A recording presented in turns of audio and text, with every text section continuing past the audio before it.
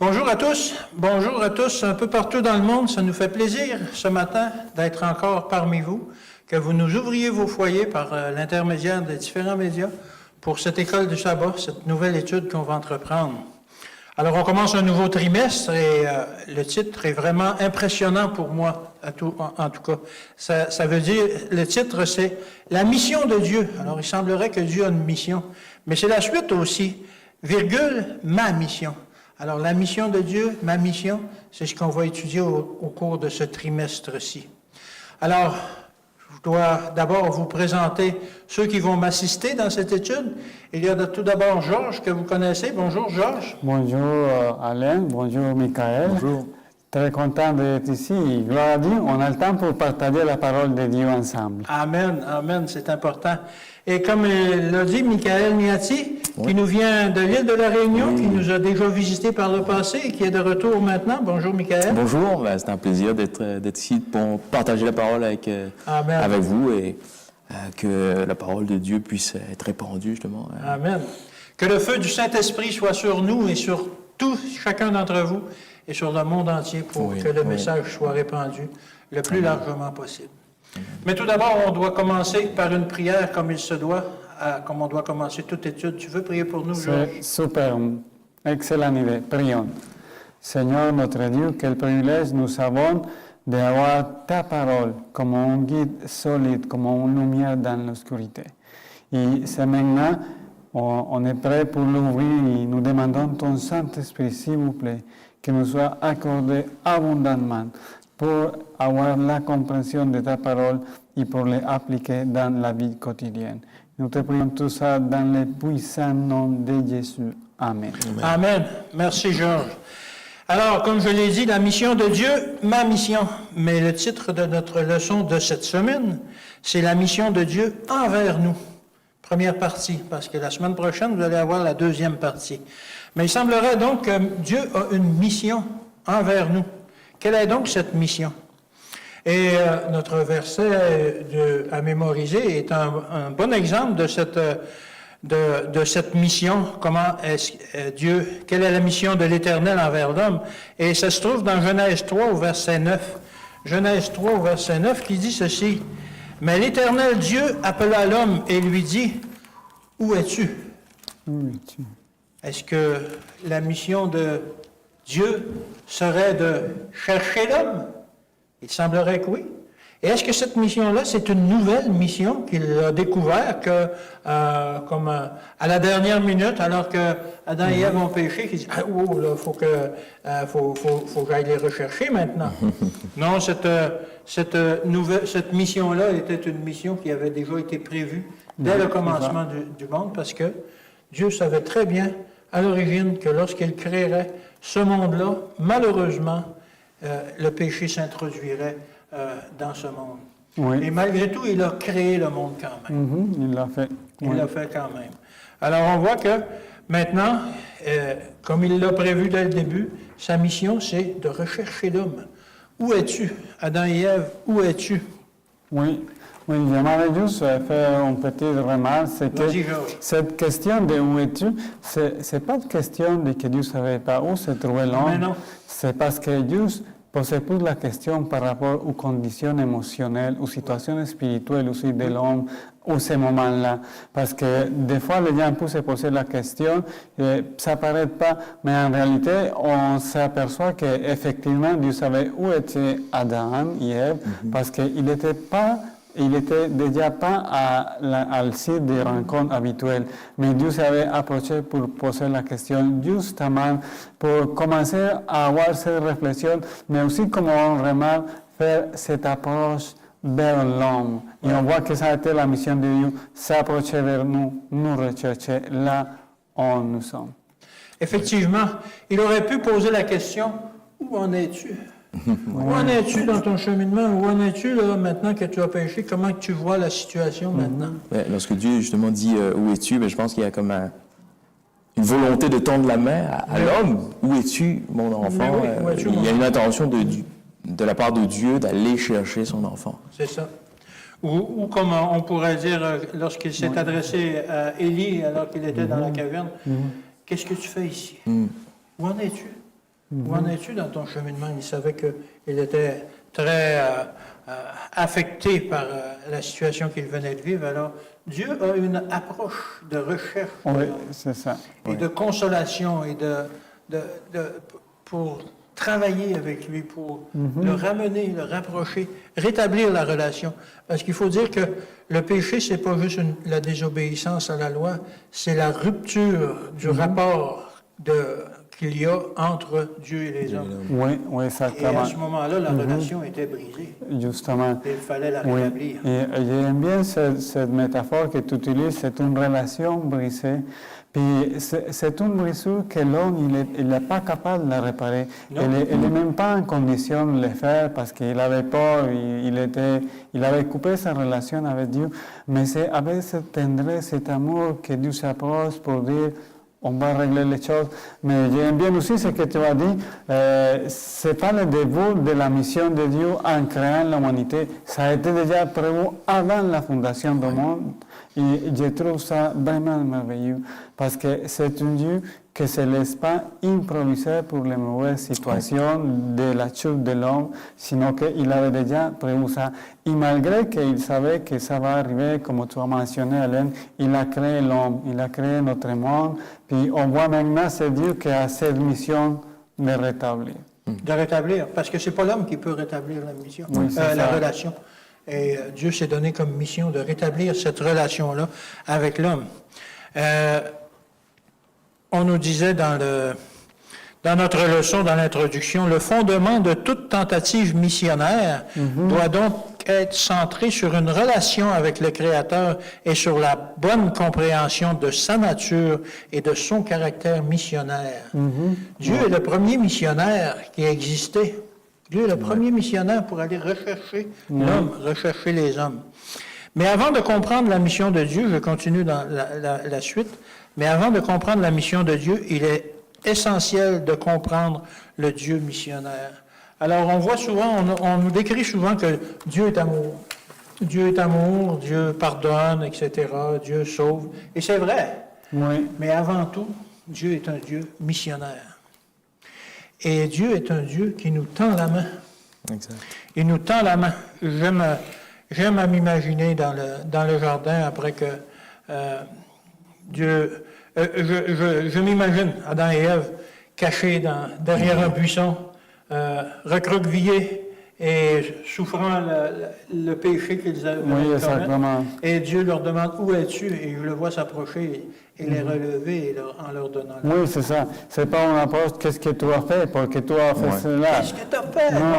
Non, ça a été une approche vraiment de la façon à faire réfléchir la condition de l'homme, pas pour les juger, pas pour les condamner, mais plutôt pour les faire comprendre que Dieu était là pour rétablir quelque chose qui a été brisé et que l'on ne pouvait pas réparer, ne pouvait pas rétablir.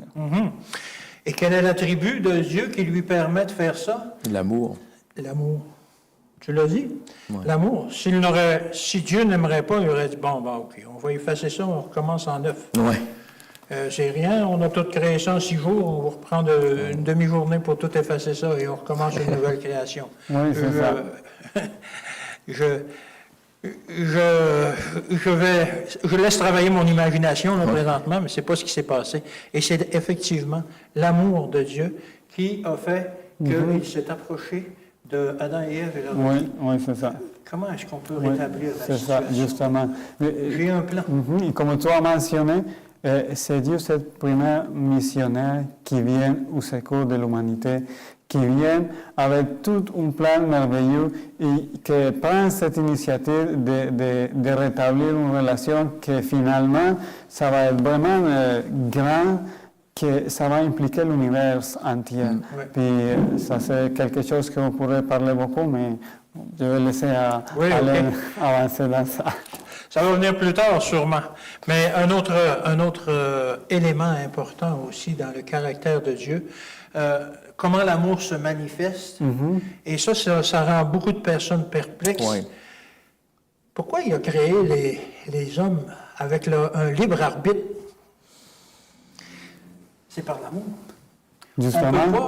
On ne peut pas créer quelqu'un sans lui laisser le libre arbitre. Oui. Sinon, ça devient un robot. Justement. Ça devient un robot que, bon, ben, je vais appuyer sur ce bouton-là, tu t'en vas par là, ce bouton-là, tu t'en vas là. Non? Ouais, la création de Dieu aurait perdu tout sens. Ce que Dieu veut de nous, sans aller trop vite, c'est que nous soyons uniques, chacun comme nous sommes, chacun là où nous sommes, pour manifester à notre façon, à nouveau, nous, la gloire. Et qu'on s'unisse à lui de notre propre volonté, sans être forcé. Oui, c'est ça. Que l'on aille chercher son amour, que l'on rencontre son amour d'une façon volontaire et non forcée. Sinon, ce n'est pas d'amour. Oui, justement, c'est la liberté qui permet le développement d'une relation en santé. Parce que s'il n'y a pas pleine liberté, mes actions vont être comme coactionnées pour quelques situations et ça ne serait pas moi-même, ça ne serait pas l'essence de moi. Et comme vous avez mentionné, Dieu aime beaucoup la variété, mais aussi l'individualité, mais toujours dans le sens d'une loyauté totale. Dieu n'accepte pas les choses ou moitié ou partiellement, c'est complètement. Et c'est pour ça que Dieu aussi, il se donne entièrement à nous. Il nous donne des outils d'une façon élargie pour que nous les pouvons prendre de la bonne façon, mais aussi il nous donne des capacités et des talents d'aimer. Parce que si Dieu ne nous donne pas la liberté, on n'était pas en la bonne condition d'aimer et de répondre à son amour. Oui, effectivement. Et alors, comme on a dit que le plan du salut avait été conçu avant la fondation du monde, et ça, on retrouve ça dans Éphésiens 1:4, que l'on a étudié le trimestre dernier. Alors, le plan du salut devait maintenant être mis en œuvre, alors qu'il avait déjà été planifié. Et Dieu dit, où es-tu? Où es-tu? Où es-tu? Pourquoi est-ce qu'il dit, où es-tu? Parce qu'on a un Dieu qui aspire à être avec nous. Avec nous, justement. Je te laisse la parole. C'est le titre de ta journée. Justement, puis le Dieu qui aspire à être avec nous, c'est tellement complexe parce que des fois, dans la situation ici sur la terre, de la mort, du péché, des problèmes, des difficultés, nous n'arrivons pas à nous imaginer et à prendre la position de ce qui Dieu. Parce qu'on n'était pas en train de parler de n'importe qui. Non. On était en train de parler de qui a toute la puissance sur la main. Parce que des fois, juste pour donner une comparaison, quand on doit marcher à pied pour parcourir une longue distance, peut-être de 20-30 km, ça c'est fatigant et ça prend du temps. Mais quand tu as la puissance d'avoir un bon bateau dans tes mains, ça c'est juste faire un petit effort dans l'accélérateur et tu vas avancer des kilomètres d'une façon rapide, presque instantanée. Puis on est dans une condition que on est vraiment mauvais pris par le péché, par la mort, mais il y a un Dieu tout puissant qui voulait être avec nous et qui voulait s'approcher de nous, pas parce qu'il a besoin de nous, c'est juste parce qu'il nous aime. Et on va lire quelques versets. J'aimerais que nous pouvons lire, par exemple, Genèse 26, 3. Dans Genèse 26, 3, on va trouver cette initiative de Dieu. Je vais demander à Alain si ça c'est possible de le lire pour nous. Ça sera pas long. Excuse-moi, je n'étais pas préparé. C'est juste mentionné que ça a commencé avec Abraham un petit peu avant, mais on trouve toujours cette même idée d'un Dieu qui voulait être avec nous. Alors, Genèse 26, 3, ça dit ceci, et séjourne dans ce pays-ci, je serai avec toi et je te bénirai, car je donnerai toutes ces contrées à toi et à ta postérité, et je tiendrai le serment que j'ai fait à Abraham, ton père. Amen. Merci beaucoup. On était en train d'avoir une confirmation, une consolidation d'une promesse que Dieu avait déjà faite à le père d'Isaac, qui était Abraham. Mais on voit aussi ce mot clé qu'on dit je serai avec toi. Je serai avec toi, ça, il y a des poids dans ça. Parce que, comme on a mentionné, ça c'est n'importe qui dit être avec toi. Par exemple, si on doit visiter une place dangereuse, on pourrait imaginer peut-être une forêt tropicale amazonienne pleine de serpents, des animaux dangereux, on se sent vraiment mal pris. Mais si ça vient un Indien qui connaît la forêt, on le voit, qui est fort, qui est habitué, qui habite là-bas depuis longtemps, il dit, inquiétez pas, tu dois traverser cette forêt, je vais avec toi. Ça c'est une assurance.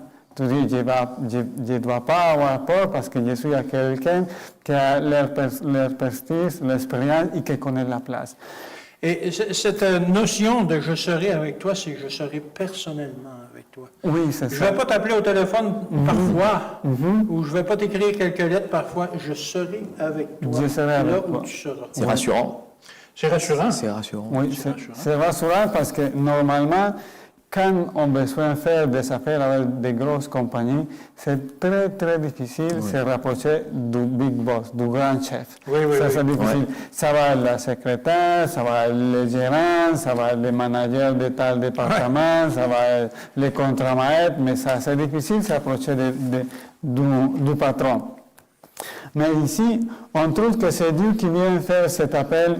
Il dit, comme Alain a mentionné, c'est moi personnellement, je serai avec toi pour te venir. Je vais t'accompagner. Est-ce que c'est concret? Est-ce que c'est juste des paroles ou... Non, c'est tellement concret, c'est tellement rassurant. On peut vivre ça. Pardon? On peut vivre ça. Oui, on peut vivre ça. Et bien, l'intéressant de cette partie, c'est que ça c'est une promesse qui est applicable pour chacun de nous personnellement. Dieu fait cette promesse extensive à nous. Je serai avec toi dans ta vie personnelle. Oui. Je serai avec toi dans ce problème financier que tu as. Je serai avec toi avec ce manque de foi en moi que tu as. Je voulais être avec toi pour t'aider à grandir.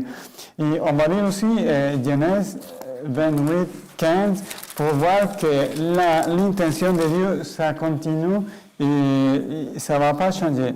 Maintenant, ça va être Jacob et on va voir que Dieu est toujours dans le même sens d'être avec nous. Excuse-moi, je n'ai pas compris ta référence. Genèse 28, 15. Michael, tu pourrais le lire pour nous, s'il vous plaît? Ça dit, « Voici, je suis avec toi, je te garderai partout où tu iras, et je te ramènerai dans ce pays, car je ne t'abandonnerai point, que je n'ai exécuté ce que je t'ai dit. » Amen. C'est un verset puissant. Oui, c'est beaucoup. On commence ici, voici, je te garderai partout. Je vais te protéger. Parce que nous sommes dans un monde qui est malin. On a des dangers, on a des périls. Puis surtout, il faut tenir compte que la bataille spirituelle, ça passe beaucoup dans nos pensées, dans nos émotions. Puis c'est ça c'est la promesse de Dieu. Je vais te garder, je vais être avec toi. J'aime bien cette phrase qu'on amène ici, je ne t'abandonnerai point. Parce que des fois, on a la sensation qu'on peut être comme loin de Dieu, qu'on a fait des mauvais choix. Puis ça, c'est justement l'histoire de Jacob. Il a commis des erreurs, il a pu expérimenter dans sa vie que malgré la promesse de Dieu, il sent qu'il a trahi cette promesse, il sent que peut-être à cause de sa faute, il a coupé cette bénédiction. Mais la promesse de Dieu est rassurante. Je ne t'abandonnerai point. Ça c'est catégorique, c'est point final.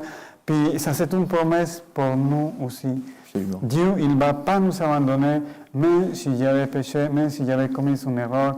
Et on peut voir toujours cette intention. Il y a un Dieu qui aspire à être avec nous. Puis, comme on a parlé tantôt de liberté, ça c'est à nous de le permettre, de venir à moi, de dire, Seigneur, oui, il y a des problèmes dans ma vie, je suis tellement occupé avec la famille, avec le travail, avec les études, mais je voulais que tu restes avec moi. Je voulais m'accrocher à cette promesse qu'on peut trouver dans la parole de Dieu, que tu dis, je ne t'abandonnerai point. je vais être avec toi et je vais exécuter toutes les promesses qu'il y a dans ma parole pour toi. Et je trouve ça magnifique. Puis ça, c'est quelque chose que nous pouvons demander à Dieu en prière, en le remerciant pour cette promesse et de savoir, je ne t'abandonnerai point. Je vais exécuter ce que j'avais promis pour toi. C'est ça, c'est ce qui donne la force à ce verset-là. Je ne t'abandonnerai point que je n'ai exécuté ce que j'ai dit. Je ne te laisserai jamais tomber. Oui, c'est ça. Alors Dieu veut être avec nous, mais Dieu veut aussi être un avec nous. Oui. Dans cette continuité, lorsque Dieu établit une base sur laquelle il fonde sa présence au milieu de son peuple, il nous le montre à travers Jésus, à travers Jésus-Christ. Dans Matthieu chapitre 1er, on nous parle du récit de la naissance de Jésus-Christ. Et lorsque on poursuit jusqu'au verset 21, on nous dit, dans Matthieu chapitre 1, verset 21, « C'est lui qui sauvera son peuple de ses péchés. » On parle de Jésus qui sauvera son peuple. Le peuple appartient à Dieu et la démarche que Dieu veut faire, c'est sauver ce peuple-là du péché. Il veut sauver du péché en nous évitant la mort, finalement, à travers Jésus-Christ. Parce que le salaire du péché, c'est la mort. Malheureusement. Et c'est vraiment une belle espérance que Dieu nous offre à travers Jésus, parce que ce Jésus, certes, il est mort, mais il vit pour nous. Et lorsque le texte poursuit, tout cela arrivera afin que s'accomplisse ce que le Seigneur avait annoncé par le prophète. On poursuit avec la naissance de notre Sauveur Jésus. Le secours de l'Éternel aura paru et son peuple sera délivré. C'est la preuve que Dieu veut être un avec nous en nous donnant Jésus, en faisant cette nature divine devenir nature humaine pour nous montrer à quel point Dieu nous aime. Ouais. Et c'est vraiment beau lorsqu'on l'imagine. Comment nous, aujourd'hui, on vit des situations difficiles, pénibles parfois, accablantes pour certaines personnes. Le fait que cette nature divine, à travers Jésus, s'est transformée en nature humaine, nous montre que Dieu a quelque chose de merveilleux pour nous. Et malheureusement, je pense qu'on ne voit pas, souvent on ne voit pas cette proximité, cette unité que Dieu veut faire avec nous. Lorsque, comme tu dis, on a des problèmes et des dépressions et tout ça, Dieu nous prend par l'épaule. Oui. Veux-tu que je t'aide? Absolument, parce qu'on pourrait s'imaginer, dans notre société postmoderne, que les gens ont abandonné Dieu parce que pour la majorité, peut-être c'est pas une généralité non plus, mais pour beaucoup, Dieu c'est une entité lointaine. Dieu c'est un être qui n'a aucun sens pour l'homme aujourd'hui, alors qu'au contraire, la vérité, la parole vivante nous montre que Dieu a à cœur le salut de son peuple. Dieu veut nous donner à nous, hommes, à l'humanité entière, l'espérance qu'il y a quelque chose de mieux au-delà des difficultés qu'on a sur la terre. C'est Jésus. Et de son nom, Emmanuel. Emmanuel. Dieu, Emmanuel, avec, Dieu nous. avec nous. Dieu uni avec nous. Dieu s'est fait homme. Et cette unité-là, c'est incroyable comment elle peut aller loin, jusqu'à un point où on va s'effacer complètement pour le laisser vivre en nous. Et c'est ce qu'il faut comprendre, je pense, dans le plan du salut. Oui. Comment cette proximité peut être rapprochée, je n'ai pas d'autre mot, comment on peut être unis vraiment avec lui, parce que c'est lui, premièrement, qui veut s'unir avec nous. Exact. Et je veux que l'on puisse retrouver cet espoir, retrouver la joie de notre salut. Absolument. Parce que c'est une joie. Oui, exactement. Et Dieu qui continue est encore avec nous. Dieu continue avec nous. Puis, en suivant l'idée qu'on vient de parler, de mentionner de Jésus-Christ, on peut trouver un Dieu tout-puissant qui est capable de devenir homme. Parce qu'il y a quelqu'un qui disait, il n'y a pas un seigneur qui voulait être plus le grand patron. Il ne voulait pas qui voulait être un roi, mais c'est justement, des fois, il est roi, il voulait être aussi Dieu. Mais c'est justement Dieu qui voulait être serviteur. Et ça, c'est incroyable. Absolument. C'est incroyable parce qu'on trouve ce Dieu qui vient vers nous. Puis, ça vaut la peine que nous pouvons lire Jean, dans l'évangile de Jean, le chapitre 3, le verset 16. Jean 3, chapitre 16.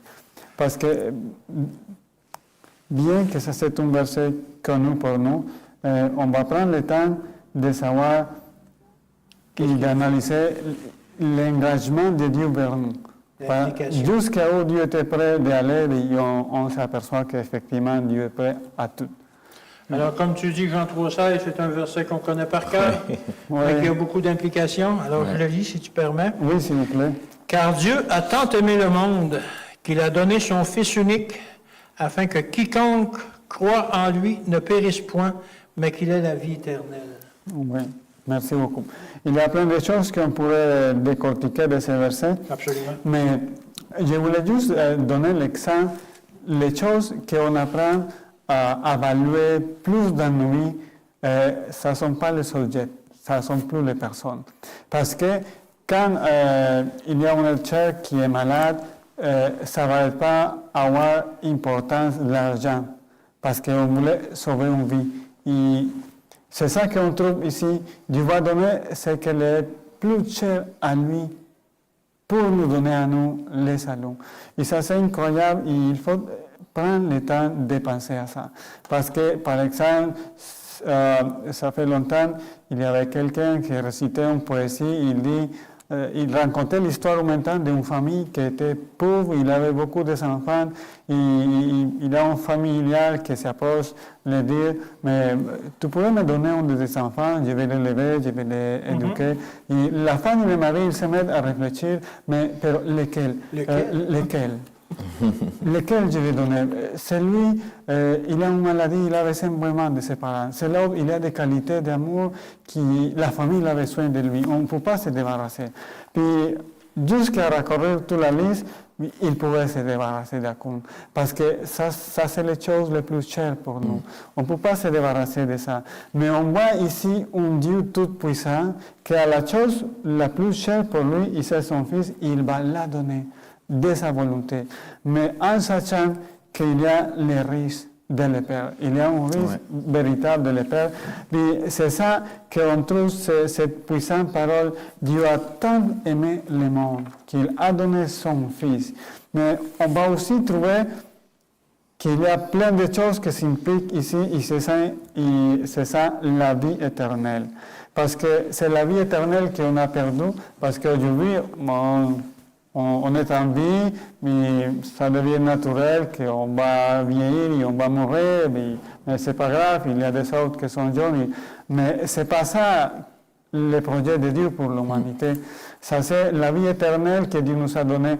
Pas une vie comme celle qu'on connaît aujourd'hui, avec des maladies, avec des problèmes, avec des guerres, avec des frontières, avec des divisions, avec une énorme quantité de problèmes et de malheurs qu'on ne finirait pas de le mentionner. Mais cette vie éternelle que Dieu nous donne, c'était d'une joie qui était exposée, pas définie, sinon toujours grandir. Aujourd'hui, pour nous, ça c'est compliqué parce que juste la nourriture, c'est quelque chose de bon, mais quand on commence à vieillir, on commence à avoir à la misère à profiter parce qu'on ne peut pas bien digérer, on perd les dents, on peut plein d'exemples. Comprends-tu? Puis, la vie éternelle que Dieu nous donne, c'est un exponentiel à l'infini pour avoir une expérience de plus de joie. Parce que, malheureusement, ça c'est le problème que les gens qui tombent dans la drogue, ils vont finir jusqu'à la mort parce qu'ils vont chercher toujours une sensation plus forte que celle première. Puis malheureusement, ça les met dans les trous, ils vont finir pour ruiner complètement sa vie et sa santé. Mais les plans et les projets de Dieu, c'est tellement bon qu'il avait des projets qu'on peut connaître plus la sagesse. C'est la même chose que la science, ça fait longtemps quand on a commencé avec les communications, avoir un appel avec un téléphone mobile, ça a été magnifique. Mais maintenant, aujourd'hui, ça a développé et on est rendu qu'on peut voir la personne. On peut voir la personne à toutes couleurs et tout ça. Ça, c'est la même chose, le projet que Dieu a avec l'humanité. Et c'est ça que Dieu voulait rétablir. Et c'est pour ça que je voulais que vous priviez ça de ce privilège, d'avoir cette expérience.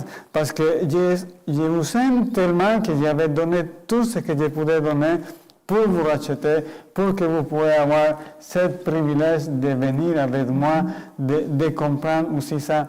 Mais Dieu aussi nous donne le privilège de missionner avec lui. Et on peut lire quelques versets dans Matthieu 28. Puis savoir que Dieu, il voulait nous faire participer aussi de cette joie et d'aider aux autres à trouver cette bonne nouvelle. Puis c'est ça qu'on doit avoir vraiment à cœur de nous dire. Il y a beaucoup de gens qui sont dans la misère et qui ne connaissent pas cette bonne nouvelle. Prions à Dieu et que Dieu nous donne ce courage. Et on va lire Matthieu 28, 18 ou 20 pour voir ce que Dieu nous demande à faire. Alors, ça va ainsi.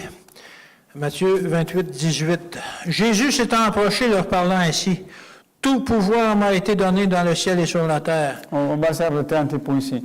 Dieu a dit cette parole au moment qu'il a ressuscité. Il faut tenir compte ça. Il a ressuscité, il a eu un triomphe complet sur l'ennemi. Puis il fait son emphase. Tout pouvoir m'est donné sur la terre. 90%? 100%. 100% des pouvoirs m'a été donné dans le ciel et sur la terre. Dans le ciel et sur la terre, sur tout l'univers. Et ça continue au verset 19. Allez, faites de toutes les nations des disciples, les baptisant au nom du Père, du Fils et du Saint-Esprit. Et enseignez-leur à observer tout ce que je vous ai prescrit. Et voici, je suis avec vous tous les jours jusqu'à la fin du monde. Dans le peu de temps que me reste, je voulais souligner deux choses. On voit ici un Dieu qui est impliqué d'une façon impartiale, d'aller à toutes les nations, à tous les peuples, à toutes les langues. Il n'y a pas d'exclusion pour personne. Parce que pour Dieu, il n'y a pas de race, il y a une race, l'humanité. Il n'y a pas de division pour Dieu, parce qu'on est tous créateurs de Dieu et il voulait qu'on puisse devenir tous des enfants de Dieu. Puis aussi, il y a cette promesse du Saint-Esprit, d'une puissance surnaturelle qui nous capacite, pas pour devenir meilleurs que les autres, mais pour avoir ce qu'on n'a pas, cet amour, cette patience, cette sagesse, ce courage qu'on doit avoir pour le faire. Mais l'autre partie de cette promesse, dans le verset 20 que je voulais souligner, c'est « Je vais être avec vous autres tous les jours jusqu'à la fin ». Dieu ne va pas nous abandonner comme on a déjà mentionné dans la leçon de lundi. « Je te laisserai point, je vais être avec toi ». Et c'est une promesse que Dieu fait à chaque chrétien, à chaque croyant, n'importe quelle peut-être croyance religieuse pour avoir. Cette promesse est pour tous ceux qui voulaient être sincères et qui voulaient partager avec Dieu cette mission. Quelle mission? La mission de ces bonnes nouvelles que Dieu a pour nous. Que Dieu a donné son Fils unique pour nous sauver. Que Dieu a une vie éternelle à nous offrir. Une vie éternelle pleine d'amour, avec pleine santé. Aujourd'hui, on travaille beaucoup pour développer un moteur qui soit capable de nous rendre en Mars dans 10 ans. Et ça c'est quelque chose de majestueux parce qu'on avance beaucoup dans ça. Mais Dieu nous offre une chair qui va être capable, pas juste d'aller à Mars, de vivre dans l'éternité et de voyager à des vitesses qu'aujourd'hui on ne peut pas imaginer, mais de connaître la grandeur de Dieu, de découvrir pour nous-mêmes les mystères que Dieu personnellement il va nous révéler. Parce qu'aujourd'hui, nos petits cerveaux ne sont pas capables de comprendre plein de choses juste ici de nos vies personnelles, mais plus grand sur la nature, on n'arrive pas non plus. Mais on va un jour avoir une capacité aussi telle grande qu'on va être capable de parler de physique et de l'astronomie et des mystères de la vie avec Dieu. Ça, c'est magnifique. Et c'est là où Dieu voulait nous amener, parce que l'expérience avec Dieu c'est toujours en croissant, en grandissant. Et c'est ça que Dieu voulait faire pour nous. C'est pour ça que Dieu nous a donné ce privilège de partager l'Évangile nous autres. Parce que de cette façon, on va grandir dans notre expérience. Et c'est ça que l'auteur de cette leçon, il nous invite à prendre une expérience personnelle de partager l'Évangile. Et dans cette grande commission, on reçoit un appel personnel, chacun de nous, avec les talents que Dieu nous a donnés, de partager la bonne nouvelle à tout le monde. Amen. Alors, la mission de Dieu devient notre mission. Et on a vu que Dieu recherchait l'homme en Éden et qu'il recherchait l'homme lorsqu'il est venu sur terre en Jésus et qu'il nous a toujours dit qu'il serait avec nous. Mais on a un Dieu aussi qui reviendra pour nous. Nous avons commencé de parler d'éternité, mais c'est là qu'intervient le plan extraordinaire de Dieu pour nous sauver. Il a commencé par la naissance de Jésus pour nous offrir le salut, la grâce. Et là, ce qu'il nous propose, c'est de vivre avec lui éternellement. Mais lorsque nous lisons, par exemple, Jean 14, si nous allons dans Jean 14, les 3 premiers versets, c'est une promesse précieuse que le Christ nous donne ici. Est-ce que, Alain, tu veux bien nous accompagner dans Jean cette 14, lecture? les 1 à 3. Que votre cœur ne se trouble point. Alors, il semble que ça va être rassurant. Croyez en Dieu et croyez en moi. Il y a plusieurs demeures dans la maison de mon Père. Si cela n'était pas, je vous l'aurais dit. Et je vais vous préparer une place. Et lorsque je m'en serai allé et que je vous aurai préparé une place, je reviendrai et je vous prendrai avec moi afin que là où je suis, vous y soyez aussi. Amen. C'est une promesse extraordinaire que le Christ nous expose ici, parce que ça montre à nouveau que le Créateur désire vivre avec nous pour l'éternité. On peut essayer de se mettre à la place des disciples à ce moment-là. Que votre cœur ne se trouble point. Les disciples entendent parler du départ de Jésus, qu'est-ce qui va se passer. Ils sont peut-être troublés à ce moment-là. Mais croyez en Dieu, croyez en moi. Et lorsque Jésus dit, il y a plusieurs demeures dans la maison de mon Père, ça veut dire qu'il y a quand même une ouverture, il y a de la place pour tout le monde. Pour tout le monde. Qui est déjà préparé.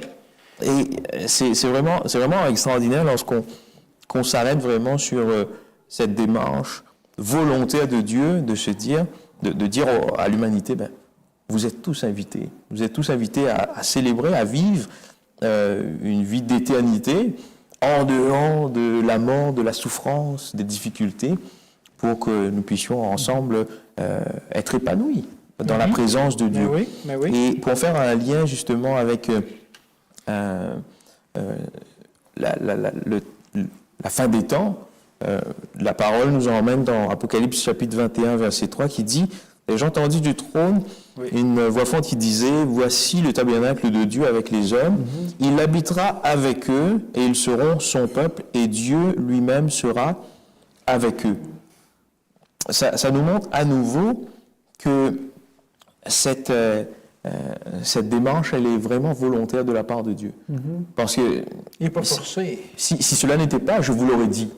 Jésus le dit. Et c'est vraiment une recherche personnelle que nous devons faire pour aller à la quête de l'éternité, mais Dieu nous tend la main. Lorsque nous l'avons dit au départ, Dieu veut être avec nous, Dieu veut être parmi son peuple, et cela se poursuit naturellement vers cette invitation à une vie éternelle avec ce Dieu créateur. L'éternité avec lui. Absolument. Mais qu'est-ce que l'éternité? Qu'est-ce que l'éternité?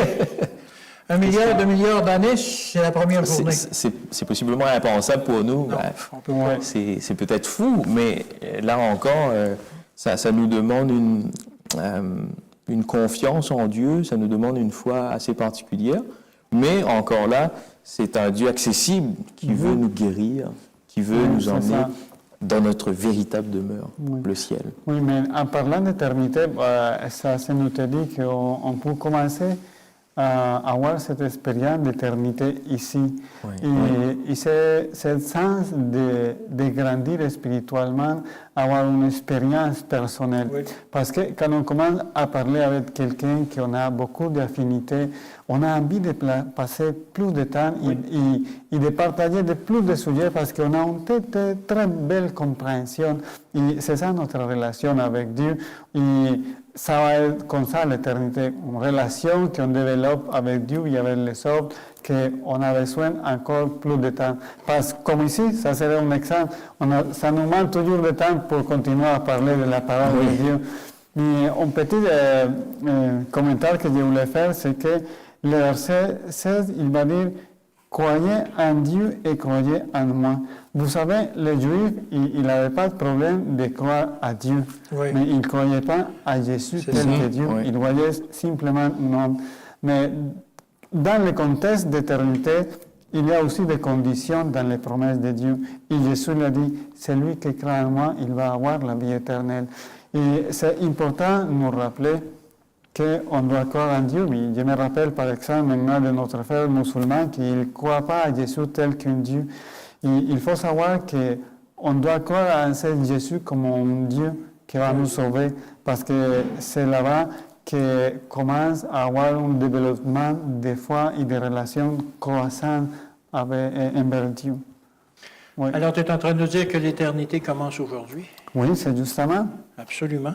Et cette relation que Dieu veut avoir avec nous, qu'il veut habiter avec nous, qu'il veut être un avec nous, qu'il veut revenir pour nous, ça commence aujourd'hui, justement. Amen. Et cette relation-là, vous pouvez l'avoir par la prière, par une relation constante avec Dieu, par l'étude de sa parole, de comprendre son caractère et tout. Et c'est comme ça. J'espère qu'on a pu vous donner envie de continuer les autres leçons. La semaine prochaine, on continue cette même leçon, la mission de Dieu envers nous, la deuxième partie. Mais avant de vous souhaiter une bonne semaine, on va terminer avec une prière. Michael, tu veux prier pour nous? Prions. Tendre Père, nous voulons te remercier de ce privilège que tu nous accordes de pouvoir étudier ta parole. Alors que tu nous présentes ces promesses, Seigneur, nous voulons fonder notre existence sur ta parole. Aide-nous à comprendre ce que tu veux nous dire à travers tes Écritures. L'éternité est à portée de main à travers Jésus-Christ. Alors, Seigneur, permets que nous tous, nous puissions être prêts pour embarquer dans cette aventure avec toi, Seigneur. Merci de nous offrir Jésus-Christ qui vit pour chacun d'entre nous. Merci de nous montrer qu'il y a une possibilité d'abandonner, Seigneur, la souffrance à travers Jésus, afin d'aller chercher la paix. Et c'est en son nom que nous t'adressons cette prière et pour ta gloire. Amen. Amen. J'aimerais terminer avec un dernier verset, Apocalypse 22. Apocalypse 22 au verset 20. Et ça dit ceci, « Celui qui atteste ces choses dit, oui, je viens bientôt. Amen. » Amen. Et nous de répondre, viens, Seigneur. Viens, Seigneur Jésus. Amen. Alors, on attend son retour et on souhaite que chacun de nous serons prêts à l'accueillir lorsqu'il reviendra sur les nuées accompagné de ses anges.